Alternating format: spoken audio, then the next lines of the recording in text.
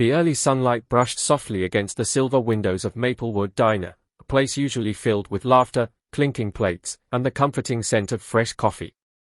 It was the kind of morning that felt safe, warm, familiar. But for one young girl, that warmth would soon vanish. Near the window sat Clara, a teenage girl in a wheelchair. A plate of pancakes rested on her lap, untouched. Her posture was calm, almost brave, but her fingers trembled as she held her fork. Life had taught her how to endure quietly. She had learned long ago that being different often made you a target. At the booth beside her, a group of boys snickered, their voices sharp and careless. At first, it was just whispers. Then laughter. Then cruelty stepped forward without shame. One boy reached out and slapped the plate from Clara's lap. Pancakes hit the floor, syrup splashing like broken glass. Another shoved her wheelchair backward, laughing as if her pain were a joke. The diner went silent. Time itself seemed to pause as humiliation flooded Clara's face. Tears welled in her eyes, not from the fall of food, but from the weight of being mocked, exposed, and powerless. The boys laughed louder, feeding off each other's cruelty.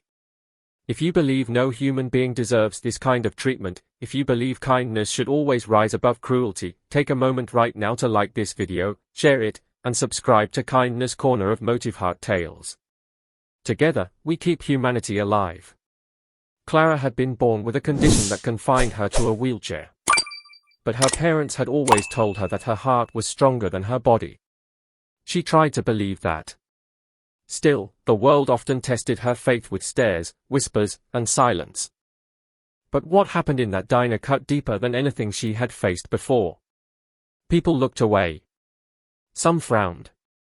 Some shook their heads. No one spoke. The waitress froze mid-step, fear written across her face.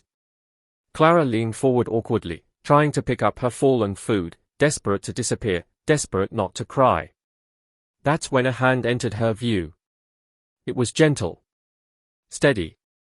An older man with silver hair knelt beside her and quietly placed the plate back in her lap.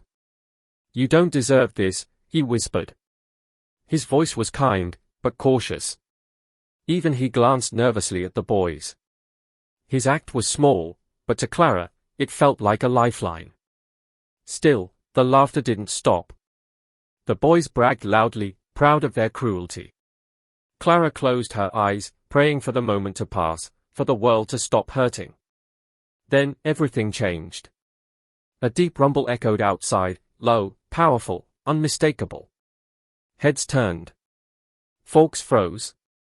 Through the diner windows, motorcycles rolled into the parking lot, one after another, chrome flashing in the sunlight. Leather jackets. Heavy boots. A symbol everyone recognized. The Hells Angels.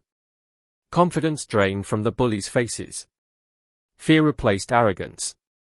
The diner door swung open, its bell ringing softly, yet the silence that followed was deafening.